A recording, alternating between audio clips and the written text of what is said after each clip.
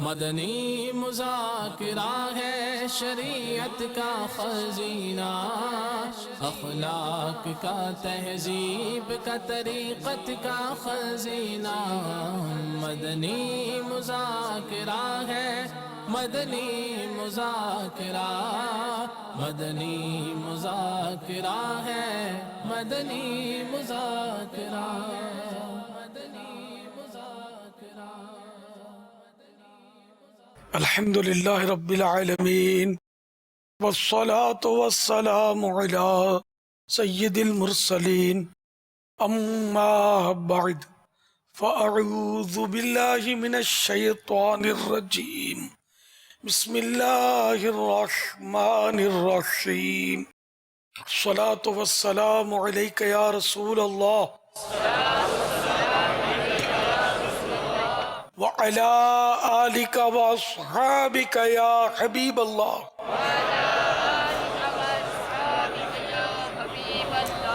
الصلاة والسلام عليك يا نبي الله وعلى آلك وأصحابك يا نور الله۔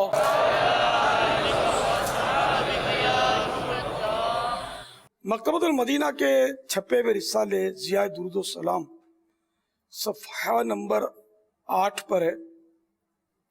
فرمان مصطفیٰ صلی اللہ تعالی علیہ وآلہ وسلم، جسے یہ پسند ہو کہ اللہ عز و جل کی بارگاہ میں پیش ہوتے وقت اللہ تعالی اس سے راضی ہو، اس کو چاہیے کہ مجھ پر کثرت سے درود شریف پڑھے۔ صلو علی الحبیب صلی اللہ تعالی علیہ وسلم۔ جب بھی کہیں بھی کوئی بھی عالم قرآن و حدیث کا بیان کر رہا ہو، فقہی مسائل ارشاد فرما رہا ہو، یا اور کام کی باتیں سنتیں بیان ہو رہی ہوں، یہ ایسے موقع پر کھڑے نہیں ہوتے، بس سر جھکا کر الٹا مزید سر جھکا لے آدمی۔ جو آیا اس کو دیکھنے میں بھی ظاہر ہے کہ وہ توجہ بڑھ جائے گی، اور جو سن رہا ہے اس میں غلط فہمی کا اندیشہ رہتا ہے۔ اگرچہ یہ ہے بہت مشکل کہ اس وقت آدمی وہ اس طرح سر جھکا لے، لیکن آپ کوشش کریں، عادت بنائیں۔ ہر جگہ دنیا میں جہاں بھی ہوں آپ ان مدنی پھولوں کو ساتھ رکھیں کہ علم دین کے تعلق سے، مسائل کے تعلق سے غلط فہمی نہیں ہونی چاہیے۔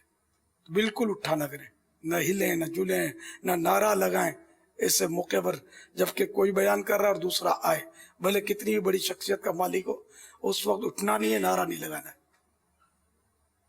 ہاں اگر وہ کوئی بیان نہیں کر رہا تو اس وقت بھلے وہ نعرہ بھی لگتا ہے اور جو بھی ہوتا ہے۔ واللہ تعالی اعلم ورسولہ اعلم عز و جل وصلی اللہ تعالی علیہ وآلہ وسلم۔ صلو علی الحبیب صلی اللہ تعالی علی محمد۔ آج 1437 ہجری کے رمضان المبارک کا 5واں روزہ، عالمی مدنی مرکز فیضان مدینہ میں کثیر معتکفین جمع ہیں، مدنی مذاکرے کا سلسلہ ہے۔ آپ سوالات کیجئے، ہر سوال کا جواب، وہ بھی ثواب دے پاؤں گے ضروری نہیں، بن پڑا تو عرض کرنے کی کوشش کی جائے گی، بھول کرتا پائیں فوراً میری اصلاح فرمائیں۔ مجھے آئیں بائیں شائیں کرتا اپنے موقع پر بلا وجہ اڑتا نہیں، شکریہ کے ساتھ رجوع کرتا پائیں گے انشاءاللہ عز و جل۔ صلو علی الحبیب صلی اللہ تعالی علی محمد۔ 2 سوال۔ میرا نام محمد اشفاق اسحاق اتاری ہے اور میں انڈونیشیا جکارتا سے عرض کر رہا ہوں۔ امیر اہل سنت کی بارگاہ میں میرا سوال ہے کہ بچوں کو کس عمر میں بلوغت کے مسائل بتائے جائیں اور ان کو کیسے سمجھائے جائیں؟ آپ ہمارے لیے، ہمارے بچوں اور والدین کے لیے مغفرت کی دعا فرما دیں۔ اس میں یہ ہے کہ جیسے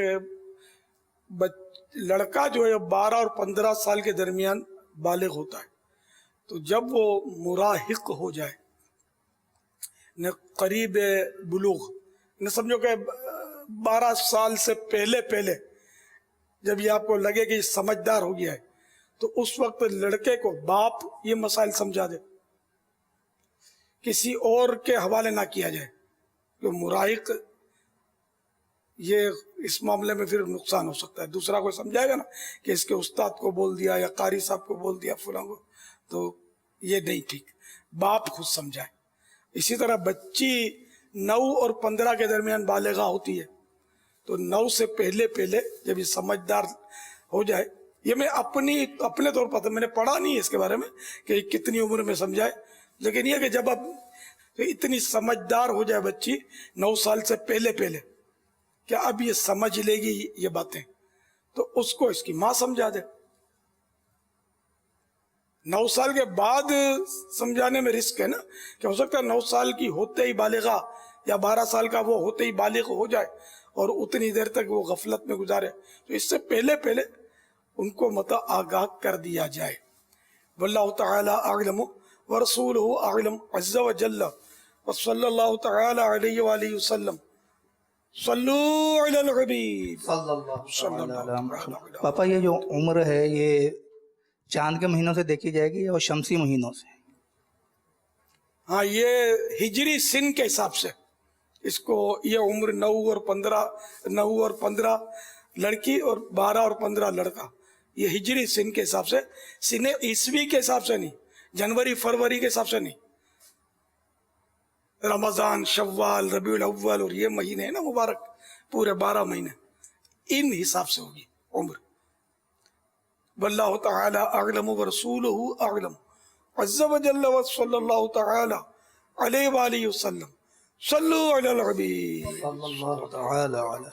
علی محمد۔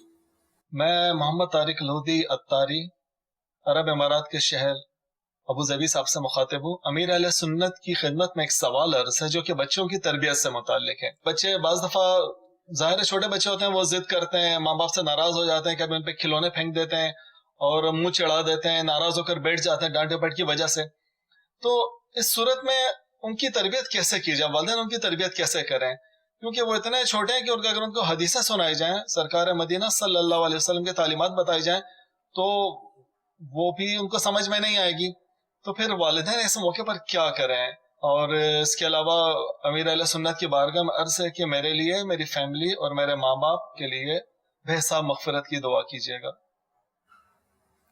سوال میں جواب تھا کہ جب ڈانٹ پڑتی ہے تو وہ ظاہر ہے، جب ڈانٹ پڑے گی تب وہ تو روٹھیں گے تو ہی نا، کہ ڈانٹ پڑے گی تو اچھلیں گے، ہنسیں گے، خوش ہوں گے، جھومیں گے۔ اب جب ڈانٹا ہی ہے تو اب اس کو اگر جائز موقع پر ڈانٹا ہے، جائز طریقے پر، تو اب تھوڑی ڈانٹ کا اثر رہنا چاہیے، فوراً پھسلایا نہ جائے اس کو، تاکہ وہ اس پر تھوڑا روب رہے۔ اور ڈانٹا جائز طریقے پر اور فوراً اس کو پھسلا لیا تو پھر اس کو پتہ ہی نہیں چلے گا نا کہ کیوں ڈانٹا تھا۔ تو موقع محل، اور بار بار ڈانٹنا بھی یہ بچے کو ڈھیٹ بنا دیتا ہے، وہ عادی ہو جاتا ہے اس کا، پھر وہ اس کا اثر نہیں لیتا۔ اسی طرح مارنا، وہ بچہ نازک ہوتا ہے، مارا اور نشان پڑ گیا، یہ بھی نہیں ہونا چاہیے۔ تو بہرحال یہ کہ چھوٹے بچے کو اس کی نفسیات کے مطابق اس سکھانا ہوگا، جیسے اللہ اللہ اللہ سکھائے، مکہ مدینہ بغداد۔ پھر یہ کہ حدیث پاک میں یہ ہے کہ جب بچہ پہلے بولے تو اس کو لا الہ الا اللہ سکھایا جائے، کلمہ طیبہ اس کو سکھایا جائے، لا الہ الا اللہ محمد الرسول اللہ صلی اللہ تعالی علیہ وآلہ وسلم۔ اب ظاہر ہے کہ وہ فصاحت کے ساتھ تو نہیں بولے گا، مخارج اور اس کے تلفظ یہ اس کی لینگویج میں ہوں گے، جیسے بھی اور اس کو سکھایا جائے، جیسا بھی پڑھ سکے وہ پڑھے۔ پھر جو بڑا ہو تو اس کو پہچان کرائی جائے، جیسے کہ وہ حضرت سیدنا سہل بن عبداللہ تستری علیہ رحمت اللہ القبی کا واقعہ ہے۔ وہ تو بہت بڑے ولی اللہ بلکہ صدیقین میں سے تھے، اور وہ اس طرح کے جو بزرگ ہوتے ہیں یہ تو ذہین بھی بہت ہوتے ہیں۔ یہ 3 سال کی عمر میں ان کے ماموں نے ان کی تربیت شروع کی تھی، فیضان سنت جلد اول میں، تو جیسے اس کو سکھایا کہ اللہ دیکھ رہا ہے۔ اب وہ اللہ دیکھ رہا ہے، اللہ دیکھ رہا ہے، وہ اتنی بار پڑھنا ہے، تو اتنی بار پڑھا، اتنے دن تک، پھر اتنے دن کے بعد پھر اتنی بار پڑھنا ہے، پھر اتنی بار پڑھنا ہے، پھر اس میں کچھ مزید جملوں کا اضافہ فرمایا، اور اس طرح مطلب ان کی تربیت ہوئی اور یہ بہت بڑے ولی اللہ بن کر ابھرے. اور صدیق کی مطلب کیٹیگری کے یہ ولی تھے. صدیق یہ اولیاء کرام میں سب سے بڑی کیٹیگری ہے. ہمارے غوث اعظم بھی صدیق تھے رضی اللہ تعالی عنہ مجمعین. تو یوں اس کی نفسیات کے مطابق اس کو سکھایا جائے. یہ بچہ بہت کچھ نوٹ کر رہا ہوتا ہے، یہ شاید سب کو نہیں سمجھ آتی. تو اب ماں باپ کا کردار بھی اس کی تربیت کر سکتا ہے. ماں باپ اس کے سامنے لڑیں گے تو یہ بھی لڑاکا ہو سکتا ہے، بنے گا. ماں باپ اس کے سامنے گالیاں بکیں گے یا جو بھی ایسی الٹی سیدھی آج کل حرکتیں ہوتی ہیں وہ کریں گے تو بچہ بھی وہ سیکھے گا. ماں باپ ٹی وی چلائیں گے، گناہ بھرے ڈرامے فلمیں دیکھیں گے، اس میں گناہ بھرے پروگرام، تو بچہ دیکھ ہی رہا ہوتا ہے وہ، تو یہ اس کا عادی بنتا ہے. اب اگر آپ مطلب بولو کہ ہم یہ سب بھی چلائیں، گناہ بھرے چینل بھی ہمارے گھر میں چلتے رہے، ڈانس بھی ہوتا رہے، میوزک بھی چلتا رہے، اور ہمارے بچے کی تربیت بھی ہوتی رہے، اچھی تربیت ہوتی رہے، تو یہ اچھی تربیت نہیں ہو سکے گی. معذرت کے ساتھ یہ ہو سکتا ہے کہ آپ کا یہ انداز جو ہے نا، یہ آپ کے لیے اس کا اولڈ ہاؤس میں دبیڑنے کا ذہن بنائے، تو گناہ بھرا ذہن بنے گا نا. ماں باپ کی وہ اہمیت جو اسلام نے بتائی وہ نہیں پیدا ہوگی، وہ تو آپ بتائیں گے تو ہوگی پیدا. واللہ تعالی اعلم ورسولہ اعلم عز وجل وصلی اللہ تعالی علیہ وآلہ وسلم.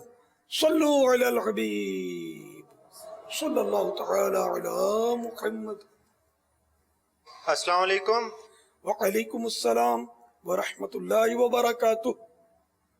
میرا تعلق مانسہرہ سے ہے، یہاں چشمہ ہے، تو میرا آپ سے یہ سوال ہے کہ بیچنے کے لیے یہ پانی استعمال کیا جا سکتا ہے کہ نہیں؟ بیچنے کے لیے چشمہ، قدرتی چشمہ جو ہے تو اس میں سے جو پانی بھر لے وہ اس کا مالک ہو جاتا ہے. اب چاہے بیچیں چاہے استعمال کریں. اگر اور کوئی قانونی پابندی ہو وہاں تو یہ مجھے پتہ نہیں ہے. اگر ملک کی قانونی پابندی ہے تو پھر اس کا بھی خیال رکھنا ہوگا. واللہ تعالی اعلم ورسولہ اعلم عز وجل وصلی اللہ تعالی علیہ وآلہ وسلم. صلو علی الحبیب صلی اللہ تعالی علی محمد. دوران نماز اگر آگے چارپائی ہو تو نماز ہو سکتی ہے اگرچہ خالی ہی ہو؟ جب دیوار ہوتی ہے آڑے تب بھی تو نماز پڑھ ہی لیتے ہیں. چارپائی ہو تو بھی کوئی حرج نہیں ہے، پلنگ ہو جب بھی کوئی حرج نہیں ہے، پیک ہو نیچے خلا ہو نہ ہو نماز ہو جائے گی. واللہ تعالی اعلم ورسولہ اعلم عز وجل صلی اللہ تعالی علیہ وآلہ وسلم. صلو علی الحبیب صلی اللہ تعالی علی محمد. طاہر بات کر رہا ہوں مظفر آباد سے. کسی کے مرنے پہ انا للہ و انا الیہ راجعون پڑھنا چاہیے، افسوس کرنا چاہیے یا نہیں؟ اگر کسی کے مرنے پر افسوس نہ ہو تو کیا یہ پڑھ سکتے ہیں؟ اگر کسی کا انتقال ہو جائے یا کوئی سا بھی نقصان ہو جائے تو یہ آیت پڑھی جائے، انا للہ و انا الیہ راجعون. چاہے افسوس ہو یا نہ ہو یہ آیت پڑھی جائے. واللہ تعالی اعلم ورسولہ اعلم عز وجل وصلی اللہ تعالی علیہ وآلہ وسلم. بلکہ حدیث پاک میں ہے کہ جب صدمہ پہنچا تو یہ صدمہ جب جب یاد آئے زندگی میں تو یہ آیت پڑھیں گے نا، انا للہ و انا الیہ راجعون، تو اس وقت جو ثواب ملا تھا صدمے پر وہ ثواب ملے گا. یعنی جیسے اب کسی کی ماں کا انتقال ہو گیا 15 سال کے بعد، آج ماں یاد آئی، اس نے انا للہ و انا الیہ راجعون پڑھا، تو اس کو اسی صدمے کا ثواب جو اس وقت ملا تھا یہ اس وقت بھی ملے گا. واللہ تعالی اعلم ورسولہ اعلم عز وجل وصلی اللہ تعالی علیہ وآلہ وسلم. صلو علی الحبیب صلی اللہ تعالی علی محمد. السلام علیکم ورحمۃ اللہ وبرکاتہ. وعلیکم السلام ورحمۃ اللہ وبرکاتہ. میرا نام محمد اسامہ، میں راولپنڈی سے بات کر رہا ہوں. میرا سوال یہ ہے کہ قیامت کی چند نشانیاں بتا دیں. قیامت کی نشانیاں بہت ساری ہیں، ان میں سے چند عرض کرتا ہوں. کہ 3 خسف ہوں گے، یعنی آدمی زمین میں دھنس جائیں گے. ایک مشرق یعنی ایسٹ میں، دوسرا مغرب یعنی ویسٹ میں، تیسرا جزیرہ عرب میں. نمبر 2 علم اٹھ جائے گا، یعنی علماء اٹھا لیے جائیں گے. یہ مطلب نہیں کہ علماء تو باقی رہیں اور ان کے دلوں سے علم محو کر دیا جائے، نہ مٹا دیا جائے. یہ علم سے مراد علم دین. جہل کی کثرت ہوگی، یعنی جہالت بڑھ جائے گی. مرد کم ہوں گے اور عورتیں زیادہ، یہاں تک کہ ایک مرد کی سرپرستی میں 50 عورتیں ہوں گی. علاوہ اس بڑے دجال کے اور 30 دجال ہوں گے کہ وہ سب دعوی نبوت کریں گے، حالانکہ نبوت ختم ہو چکی. جن میں بعض گزر چکے ہیں، جیسے مسلمہ کذاب، طلیحہ بن خویلد، اسود عنسی وغیرہ. ایک عورت کا بھی لکھا سجاح عورت، کہ بعد کو وہ اسلام لے آئی، توبہ کر لیا تھا. تو اب یہ بہار شریعت لکھے بھی بہت عرصہ ہو گیا، اس کے بعد بھی کچھ لوگوں نے نبوت کا دعویٰ کیا. تو یہ جو بھی نبوت کا دعویٰ کرے گا نا، وہ دجال ہے. اور ہم مسلمان ہیں اور ہمارا یہ ایمان ہے، اور بالکل اس میں کوئی شک بھی نہیں ہے کہ پیارے آقا محمد الرسول اللہ صلی اللہ تعالی علیہ وآلہ وسلم پر نبوت ختم ہو گئی. اب کوئی نیا نبی نہیں آئے گا. حضرت عیسیٰ روح اللہ علیہ نبینا وعلیہ السلام تشریف لائیں گے دنیا میں. یہ نئے نبی نہیں ہے، تو پہلے سے ہی نبی ہے.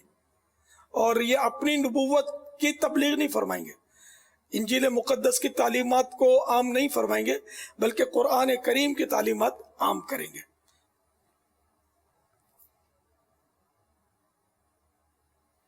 مال کی کثرت ہوگی. نہر فرات اپنے خزانے کھول دے گی کہ وہ سونے کے پہاڑ ہوں گے. ملک عرب میں کھیتی اور باغ اور نہریں ہو جائیں گی. دین پر قائم رہنا اتنا دشوار ہوگا جیسے مٹھی میں انگارہ لینا. یہاں تک کہ آدمی قبرستان میں جا کر تمنا کرے گا کہ کاش میں اس قبر میں ہوتا. وقت میں برکت نہ ہوگی. یہاں تک کہ سال مثل مہینے کے، اور مہینہ مثل ہفتے کے، اور ہفتہ مثل دن کے. اور دن ایسا ہو جائے گا جیسے کسی چیز کو آگ لگی اور جلد بھڑک کر ختم ہو گئی، یعنی بہت جلد وقت گزرے گا. زکوٰۃ دینا لوگوں پر گرا ہوگا، بوجھ. وہ اس کو سمجھیں گے کہ اس کو تاوان سمجھیں گے کہ یہ ڈنڈ ہے، جرمانہ ہے، فائن. علم دین پڑھیں گے مگر دین کے لیے نہیں. مرد اپنی عورت کا مطیع یعنی فرما بردار ہوگا، ماں باپ کی نافرمانی کرے گا. اپنے احباب سے میل جول رکھے گا، یعنی دوستوں سے میل ملاقات رکھے گا، اور باپ سے جدائی.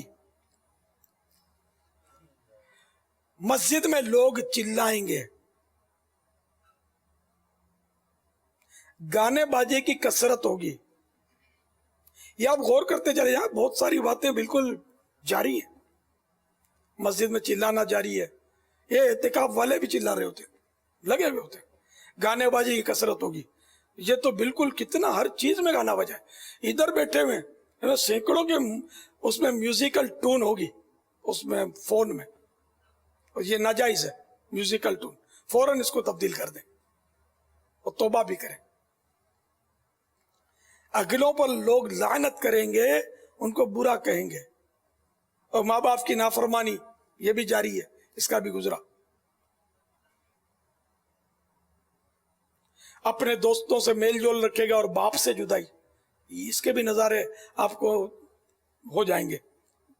بہت سارے سے لوگ ملیں گے جو ماں باپ سے بگاڑ کے بیٹھے ہوں گے اور دوستوں کے سامنے میٹھے میٹھے بن رہے ہوں گے. درندے جانور آدمی سے کلام کریں گے. کوڑے کی پھنچی جوتے کا تسمہ کلام کرے گا. اس کے بازار جانے کے بعد جو کچھ گھر میں ہوا بتائے گا، بلکہ خود انسان کی ران اسے خبر دے گی. چابک کا سرا وہی جو لٹک رہا ہوتا ہے، وہ گھوڑے کا چابک تو دیکھا ہی ہوگا، تو اس کا بھی چھیڑا بالکل سرا چابک کا، پھنچی. ذلیل لوگ جن کو تن کا کپڑا پاؤں کی جوتیاں نصیب نہ تھی، بڑے بڑے محلوں میں فخر کریں گے، بڑے بڑے ولا بن جائیں گے. بات کرنے کی سدھ نہیں ہوتی، ایسے ہوتے ہیں، بات کرنے کی سدھ نہیں ہوتی، بڑے مالدار اور رئیس ہوتے ہیں.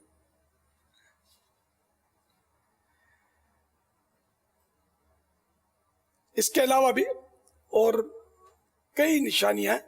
تو کچھ نشانیاں تو ہو چکی ہیں اور کچھ نشانیاں جو ہیں، بلکہ کئی نشانیاں ابھی باقی ہیں، لیکن کئی نشانیاں جاری ہیں، ہو چکی ہیں، جاری ہیں. اللہ تعالیٰ بس ایمان سلامت رکھے. قیامت قائم ہوگی اور یقیناً ہوگی، اور یہ وہ خبریں جو حدیثوں میں بہت پہلے دے دی جا چکی ہیں. اللہ کی عطا سے علم غیب رکھنے والے میٹھے مصطفیٰ صلی اللہ تعالی علیہ وآلہ وسلم نے ہمیں یہ ساری خبریں عطا فرما دی ہیں. کاش ہمارا ایمان پر خاتمہ ہو اور عافیت کے ساتھ ہو. السلام علیکم ورحمۃ اللہ وبرکاتہ. وعلیکم السلام ورحمۃ اللہ وبرکاتہ.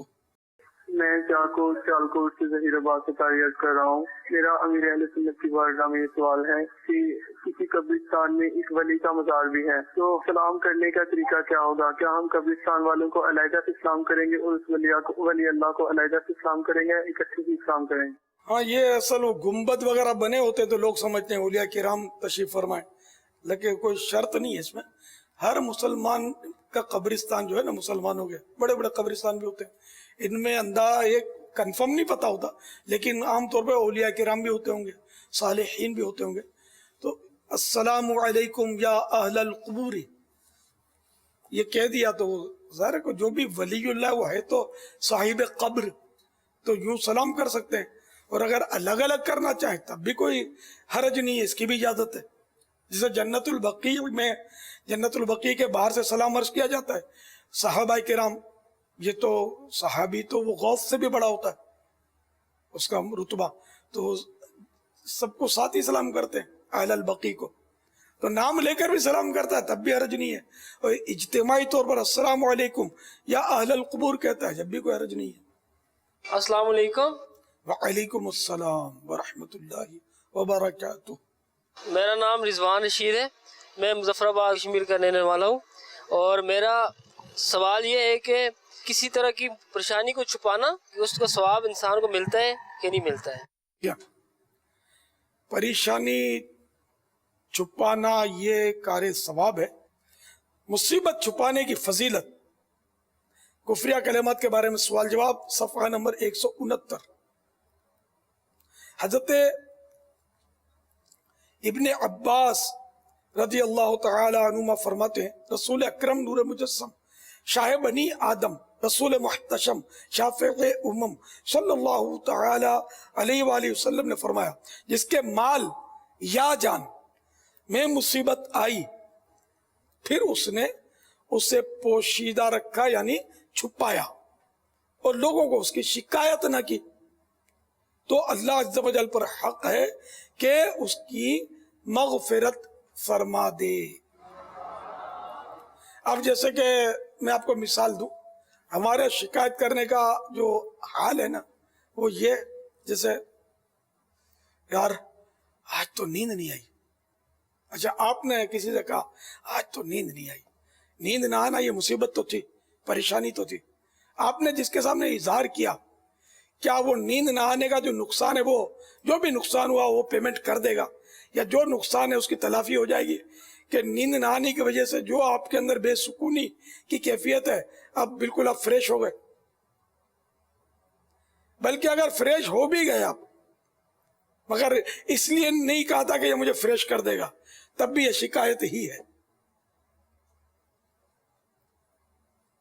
अगरचे ये गुनाह नहीं है, लेकिन ये मकरूह है तंज़ीह के दर्जे में, बिला जरूरत किसी को बोलना। हाँ, किसी को इसलिए बोला ताकि वो दुआ करे, नियत हो क्या अब दुआ करना, 2 दिन से तबीयत मेरी जरा लूज है, या मेरी तबीयत सही नहीं है, वो जरा उठने की हिम्मत नहीं है, जरा क्लिनिक जाकर मेरे लिए बात करके दवा ले आए। इस तरह कहने की जरूरत हो, दुआ के लिए कहना है, या इसलिए कहना है कि अगर इसको पीछे से पता चलेगा तो बुरा लगेगा, जैसे माँ है, बाप है, इसको नहीं बताऊंगा तो बुरा लगेगा कि बेटे तुमने बताया नहीं, हमसे छुपाया, क्यों नहीं बताया। तो अब इसलिए बता दिया कि बाप पीछे से सुनेंगे तो इनको तशवीश बढ़ेगी या परेशानी होगी वगैरह वगैरह। कोई ऐसी सही जरूरत हो जिसकी बिना पर बताए तो ये शिकायत नहीं है। हाँ, साथ में ये चोर छुपा हुआ है कि इस बहाने बताऊंगा तो ये हमदर्दी करेगा, मेरी हमदर्दी, तो अब इन्नमल अमालु बिन्नियात। फिर ये कि जितनी जरूरत है उतना बताए। जैसे कि अब बताना है कि मैं आज जरा वो मदनी मुज़ाकरे में बैठ नहीं सकूंगा, मेरे को थोड़ा यार बुखार की कैफियत है, अब उसके सर में दर्द भी है, पेट में भी दुख रहा है, तो ये तीनों बताने के बजाय एक बता दे काफी है, कि यहाँ एक बता देगा काफी है। इसलिए कि वो वरना खैर ख्वाह, वो खैर ख्वाह को बता रहा है या उसको बता रहा है जो इसको अगर बोलेगा कि यार आके बैठो, और अगर कोई कुछ नहीं बोलता तो लंबा हो गया, तो ठीक है लंबा हो गया, तबीयत खराब है, बोले नहीं किसी को, बोलेगा तो फिर वो फजीलत जो आपने अभी सुनी वो नहीं रहेगी ना। तो ये हमारे यहाँ बिल्कुल आम है। अच्छा, खाली बोलना जबान से नहीं होता, चेहरे से भी होता है। यानी ऐसा मुंह बनाएगा नामासूम कि कोई पूछेगा आज आपका मुंह उतरा हुआ है, तबीयत तो ठीक है, अब बस इसको वो चाबी लग गई ना, अब ताला खुला इसका, अब वो सारी लिस्ट बतानी शुरू की, पूछने वाला फंस गया कि अब मरे, अब ये सारी लिस्ट बता रहे, एक्सरे के रिपोर्ट देगा आपको, खून टेस्ट के रिपोर्ट बताएगा, इसका ये रिजल्ट आया, इसका ये रिपोर्ट आया, ये बातों नहीं होते। तो ये क्या, ये लोगों की हमदर्दियां लेने के लिए ऐसा करते हैं। तो हमें कोशिश करनी चाहिए कि हम सवाब पर नजर रखें, हम बिला जरूरत नहीं बताएंगे तो हमको सवाब मिलेगा, सब्र करेंगे, और सब्र का पता नहीं होता कि सब्र होता कैसे है। अब बिला जरूरत किसी एक पर भी, बेस्ट फ्रेंड पर ही बिला जरूरत अपनी परेशानी का इजहार कर दिया ना, अब ये सब्र ना रहा, गया, सब्र का सवाब खलास हो गया। बेस्ट फ्रेंड को भी बताना जरूरी थोड़ी है, घर के किसी भी फर्द को बिला जरूरत बताया तो अब ये सब्र का सवाब इसने खो दिया। लेकिन आदत लोगों की यहां तक देखिए कि जब ये बताते हैं ना, खामाखा कर रहे होते हैं, आप सब्र की, हाँ मैं सब्र ही कर रहा हूं, अब ये एक तरह से झूठ बोल रहा है कि इसको बेचारे को पता ही नहीं कि सब्र बोलते हैं किस तो है। अब ये बक बक बक बक बक बक करके मतलब सब्र कर रहा है, या मैंने सब्र किया हुआ तो बताएगा भी मैंने सब्र किया हुआ है। ये बेचारों को असल पता नहीं होता कि सब्र बोलते किसको है। सब्र में ये बकबक नहीं होती, बल्कि चेहरा भी नहीं बिगाड़ना होता। अब चेहरा खुद ही बिगड़ गया, वो दर्द या तकलीफ की वजह से बेइख्तियार, तब उसका कुछ नहीं कहेंगे, जख्म हो गया, हड्डी टूट गई तो प्लस्तर बंद गया है, तो ये अपनी मुसीबत का ऐलान तो है मेरे साथ ये हुआ, ये हाथ लटक रहा है, भले मुझे नहीं बोले, ये ऐलान है। तो अब इसकी अगर जरूरत है तो ये इसका उज्र है کہ یہ اس کو ضروری ہے کہ اس طرح یہ رکھے گا باندھ کے یا پلستر باندھے گا، تو اس کو نہیں، یہ نہیں کہیں گے کہ یہ بے صبر ہے، صبر کی اس سے نکل گیا، یا یہ شکایت کر رہا ہے کہ دیکھو میرا ہاتھ ٹوٹ گیا. نہیں، اس میں یہ مجبور ہے کہ یہ اس کا علاج کر رہا ہے. اب لوگوں کو پتا چل گیا تو ٹھیک ہے. اس میں اگر یہ زبان سے کچھ نہیں بولتا، مزید کچھ اظہار نہیں کرتا اپنے طور پر، ہے نا، میری اسکوٹر سے میں گر گیا نا، اسکوٹر کو لگ گیا نا، پنکچر ہو گیا اور مڈ گارڈ ٹوٹ گیا اور فلاں ہو گیا اور ٹریفک جام ہو گئی تھی اور میں یار بہت پسینہ آ رہا تھا، روزہ بہت لگا تھا، وغیرہ وغیرہ. یعنی اگر آپ مثالیں تو لاکھوں شکایتیں آپس میں کی جاتی ہیں. تو یعنی کہ یوں سمجھو کہ بے صبری کا دور دورہ ہے. اللہ کرے کہ ہم کو صبر کی روح نصیب ہو جائے، صبر کی حقیقت نصیب ہو جائے. ایسے ایسے بزرگوں کا مطلب واقعات ہیں کہ وہ ایسی ایسی مصیبتیں آتی تھی لیکن یہ بولتے نہیں تھے، اف نہیں کرتے تھے. حجت الاسلام حضرت سیدنا امام محمد بن محمد غزالی علیہ رحمت اللہ الوالی نقل کرتے ہیں، حضرت سیدنا احنف بن قیس رحمت اللہ تعالی علیہ فرماتے ہیں ایک بار میری داڑھ میں شدید درد ہوا جس کے سبب میں ساری رات سو نہ سکا. میں نے دوسرے دن اپنے چچا جان علیہ رحمت الحنان کی خدمت میں شکایت کی کہ میں داڑھ کے درد کی وجہ سے ساری رات سو نہ سکا. اس بات کو میں نے 3 بار دوہرایا، ریپیٹ کیا 3 بار. اس پر انہوں نے، یعنی مامو جان یہ بھی اہل اللہ میں سے تھے، اس پر انہوں نے کہا تم نے ایک ہی رات میں ہونے والے اپنے درد کی اتنی زیادہ شکایت کر ڈالی، حالانکہ میری آنکھ کو ضائع ہوئے 30 برس ہو چکے. میں نے کبھی کسی سے اس کی شکایت نہیں کی.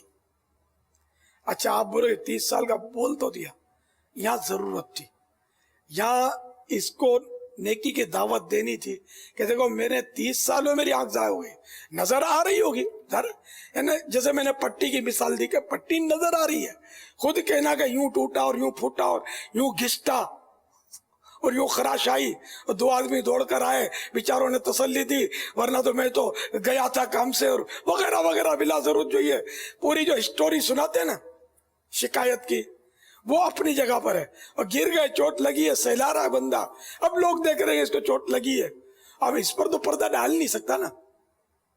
اور اگر یہ سہلانے سے صبر کر سکتا ہے، دوسرے جب دیکھ رہے ہوں تو اس پر بھی صبر کر لے، نہ سہلائے.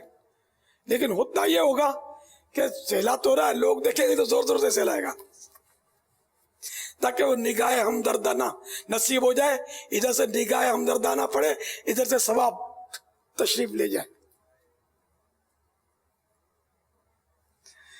تو یہ کہ آنکھ چلی گئی، یہ آنکھ کا چلی جانا نظر آ رہا ہے 30 برس سے، لیکن میں نے کبھی زبان سے کہا کہ میری آنکھ چلی گئی ہے. یہ میرے ذہن میں اس کی وضاحت آ رہی ہے کہ خود نظر آ جائے پریشانی وہ الگ بات ہے. اپنا بچہ بیمار ہو گیا، بچوں کا کوئی بھی گھر کا فرد بیمار ہو گیا، باپ بیمار پڑا ہے، اب دعا کے لیے کہنا ہے تو ٹھیک ہے، یہ شکایت نہیں ہے. ویسے باپ کی شکایت، ماں کی شکایت، ماں بیمار ہے، بہت ہم لوگ پریشان ہیں، روزگار کی تنگی ہے، یہ وہ ہے، قرضہ چڑھی ہے، بلا ضرورت کسی کو بتانا یہ شکایت ہے. اور یہ شکایت اتنی بری چیز ہے کہ بعض اوقات کفر میں داخل کر دیتی ہے. اللہ تعالیٰ کی شکایت کرنا کہ بس اللہ تعالیٰ نے بس پریشان کر رکھا ہے، میرا کیا قصور ہے تو مجھے اتنا اللہ تعالیٰ نے دکھ دیے. تو اگر معاذ اللہ یہاں شکایت اور اعتراض اس کی مراد ہے، جب تو اسلام سے خارج ہو جائے گا. تو بعض اوقات یہ کہ اگر اس انداز میں بول رہا ہے کہ اللہ نے یہ بیماری دی، یہ بیماری دی، اور اگر اس کی نیت یہ ہے کہ مجھے اللہ تعالیٰ نے بس امتحان میں مبتلا فرمایا ہے اور دعا کیجئے کہ اب اللہ تعالیٰ ثابت قدمی بھی مجھے نصیب کر دے، تو اس طرح کی کوئی تعویل بن جائے تو الگ بات ہے. بعض اوقات انداز واضح کفریہ ہوتا ہے. واللہ تعالی اعلم ورسولہ اعلم عز وجل وصلی اللہ تعالی علیہ وآلہ وسلم صلو علی الحبیب صلی اللہ تعالی علی محمد. روزے کا ثواب کتنا ہے؟ جواب ارشاد فرماد. اللہ تعالیٰ کے جس بھی فرمان پر ہم عمل کریں گے ثواب ملے گا. تو روزہ بھی اللہ تعالیٰ کے فرمان کی وجہ سے رکھا جاتا ہے، اس کا حکم ہے، آرڈر ہے، ہم رکھتے ہیں تو ثواب تو ملے گا. اور اس کے ثواب کی تو کیا مطلب انتہا، اتنا ثواب ہے کہ اتنی حدیثوں میں مختلف ثوابات کا تذکرہ ہے کہ جس کی انتہا نہیں. فرمان مصطفیٰ صلی اللہ تعالی علیہ وآلہ وسلم، آدمی کے ہر نیک کام کا بدلہ 10 سے 700 گنا تک دیا جاتا ہے. اللہ عز و جل نے فرمایا اِلَّا الصَّوْمَ فَإِنَّهُ لِي وَأَنَا أَجْزِي بِهِ، سوائے روزے کے کہ روزہ میرے لیے ہے اور اس کی جزا میں خود دوں گا. واللہ تعالی اعلم ورسولہ اعلم عز و جل وصلی اللہ تعالی علیہ وآلہ وسلم صلو علی الحبیب صلی اللہ تعالی علی محمد. میرا نام عمران کبیر ہے اور میں مہران یونیورسٹی میں پڑھتا ہوں سول انجینئرنگ کے فائنل ایئر میں. امیر اہل سنت سے میرا سوال ہے کہ یہ جو ہمارے بزرگ وغیرہ جو فوت ہو جاتے ہیں تو ان کے احسان ثواب کے لیے ہم کیا کر سکتے ہیں، اور کیا اس کا ان کو ثواب پہنچتا ہے یا ان کے گناہ وغیرہ معاف ہو جاتے ہیں؟ بے شک ایصال ثواب ہوتا ہے، یعنی ثواب جو پہنچتا ہے، اور اس سے جو دنیا سے رخصت ہوا اس کو فائدہ ہوتا ہے. اور اس پر کئی حدیثیں بیان کی گئی ہیں. حضرت سیدنا سعد بن عبادہ رضی اللہ تعالیٰ عنہ نے عرض کی یا رسول اللہ صلی اللہ تعالی علیہ وآلہ وسلم، میری ماں انتقال کر گئی ہیں، کون سا صدقہ افضل رہے گا؟ یعنی میں ان کی طرف سے صدقہ کرنا چاہتا ہوں. سرکار صلی اللہ تعالی علیہ وآلہ وسلم نے فرمایا پانی. چنانچہ انہوں نے ایک کنواں کھدوایا اور کہا یہ ام سعد کے لیے ہے، یعنی ام سعد کے نام پر، جیسے ہم بولتے ہیں کہ غوث پاک کا بکرا یا جشن ولادت کی نیاز، خواجہ صاحب کی نیاز، تو اس میں کوئی حرج نہیں کہ اصل تو یہ سب اللہ کے لیے ہوتا ہے، ایک نسبت ہوتی ہے. اب مسجد کا نام مسجد اللہ کے لیے، لیکن نام تو ہمارے جہاں سے میں بول رہا ہوں فیضان مدینہ بولتے ہم. پھر اللہ کے لیے مسجد تو مسجد نبوی، نام تو نبی کے نام پر ہے صلی اللہ تعالی علیہ وآلہ وسلم، مگر اللہ کا گھر ہے نا، تو یوں کوئی حرج نہیں ہوتا. تو اسی طرح ایصال ثواب میں یہ انہوں نے اپنی ماں کے لیے یہ کنواں اپنی ماں کے نام کا بنایا کہ اس کا ثواب جو ہے یہ ان کی ماں کو پہنچے. یہ سنن ابی داود جلد 2 صفحہ نمبر 180 حدیث نمبر 1681 دار الفکر بیروت، یہ حوالہ اس حدیث کا. تو ایصال ثواب یہ حدیثوں سے ثابت ہے، اور جانے والا انتظار کرتا ہے کہ اس کے لیے کوئی دعا کرے. وہ حدیث شریف میں فرمایا کہ وہ ڈوبتے شخص کے مانند ہوتا ہے، تو اس کو ایصال ثواب کا ہمارے انتظار ہوتا ہے، ہم اس کے لیے دعائے مغفرت کریں. دعائے مغفرت بھی ایک طرح سے ایصال ثواب ہے نا، کہ فائدہ پہنچانا ہی ہے نا. سرکار نامدار صلی اللہ تعالی علیہ وآلہ وسلم کا فرمان مشکبار ہے، مردے کا حال قبر میں ڈوبتے ہوئے انسان کی مانند ہے کہ وہ شدت سے انتظار کرتا ہے کہ ماں یا باپ یا بھائی یا کسی دوست کی دعا اس کو پہنچے، اور جب کسی کی دعا اسے پہنچتی ہے تو اس کے نزدیک وہ دنیا و ما فیہا، یعنی دنیا اور اس پہ جو کچھ ہے سے بہتر ہوتی ہے.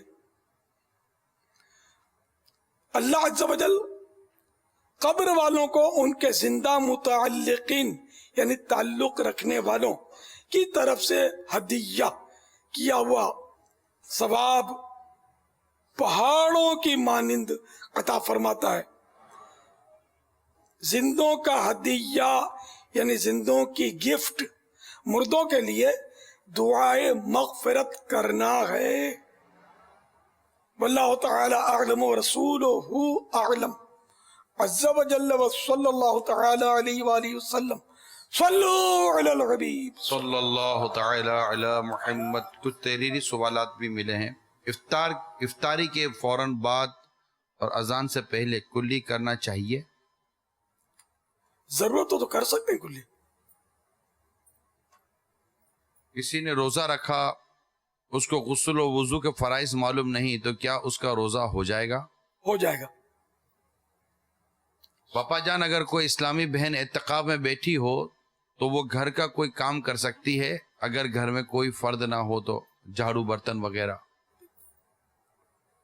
جو اس کی مخصوص جگہ ہے نا اعتکاف کی، اس میں کر سکتی ہے.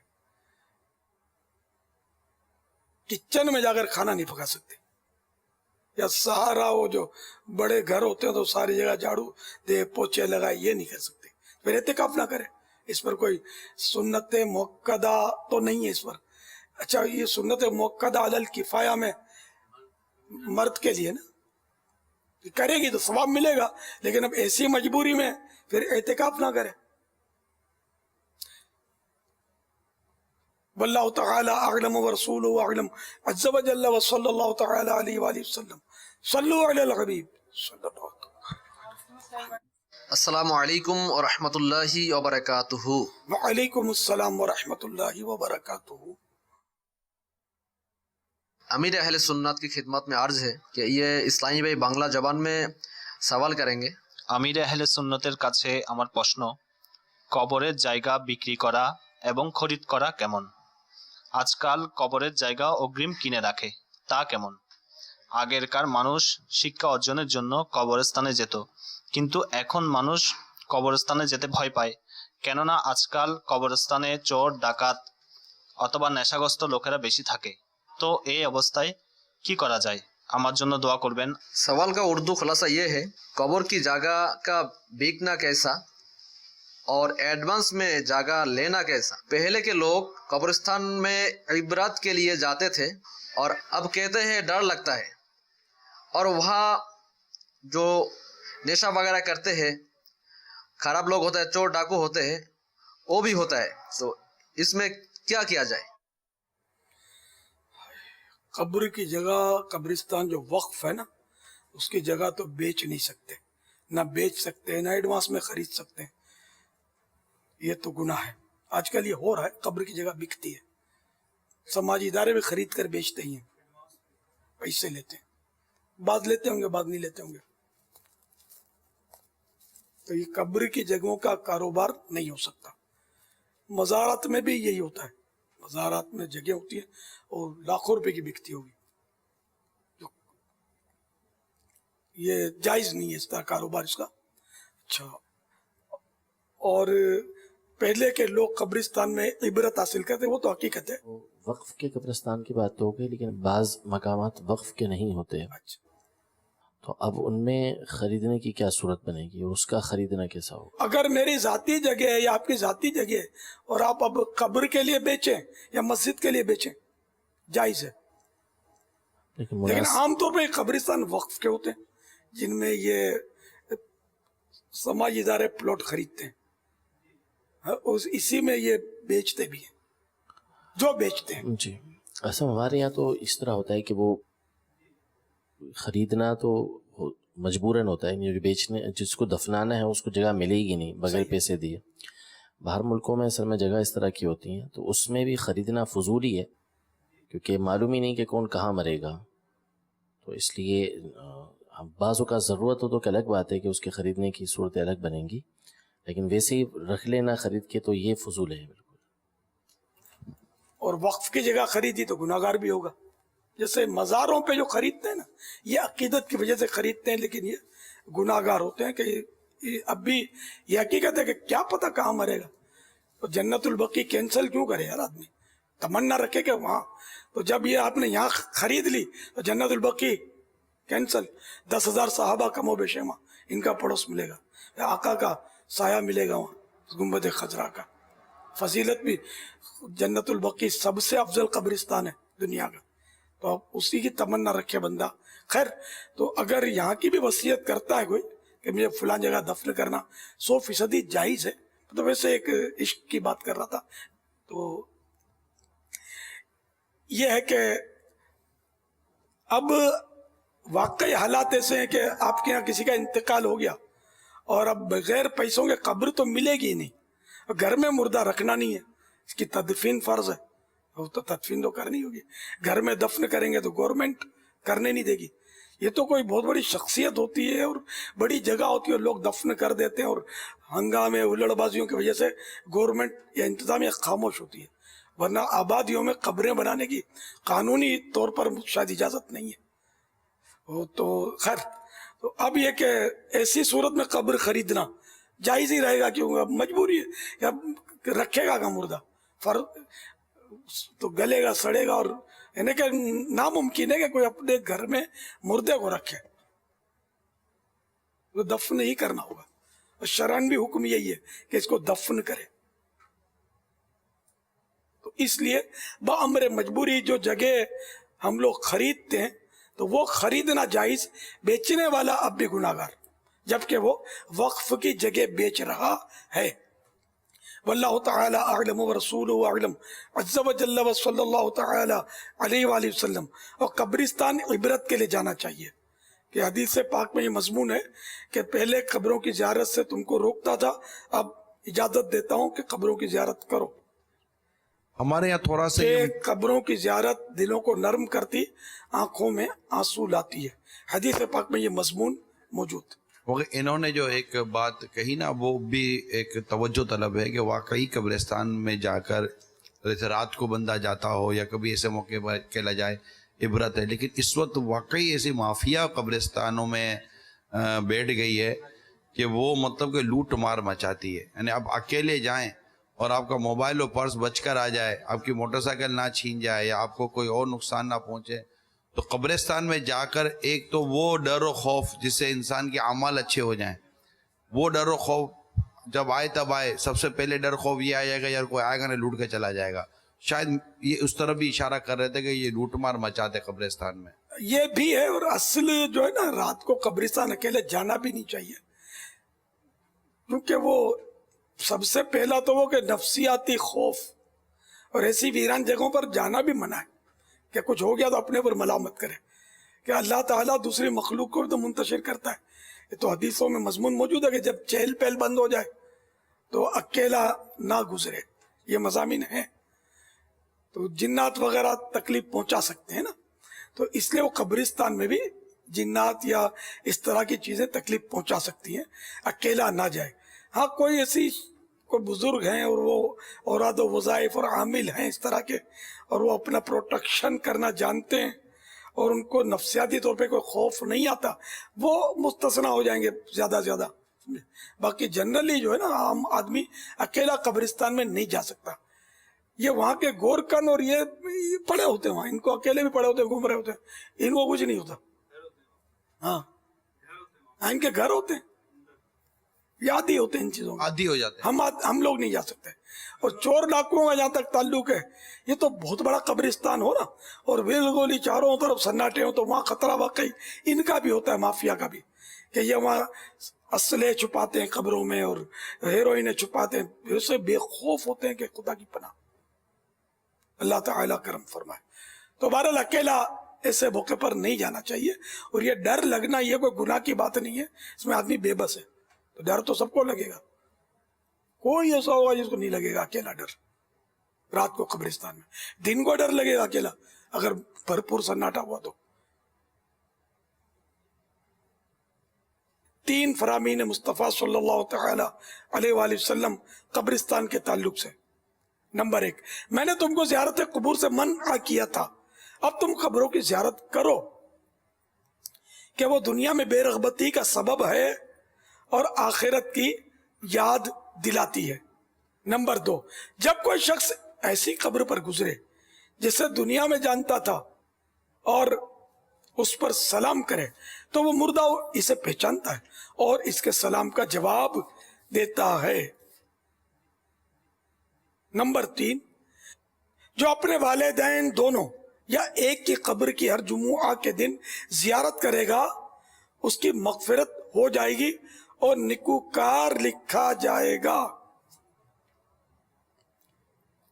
वल्लाहु तआला अअलम व रसूलुहु अअलम अज़्ज़ा व जल्ला व सल्लल्लाहु तआला अलैहि व आलिहि वसल्लम सल्लल्लाहु तआला अला मुहम्मद। मदनी मुज़ाकिरा है शरीयत का खजीना, अखलाक का तहजीब का तरीक़त का खजीना। मदनी मुज़ाकिरा है, मदनी मुज़ाकिरा, मदनी मुज़ाकिरा है, मदनी मुज़ाकिरा।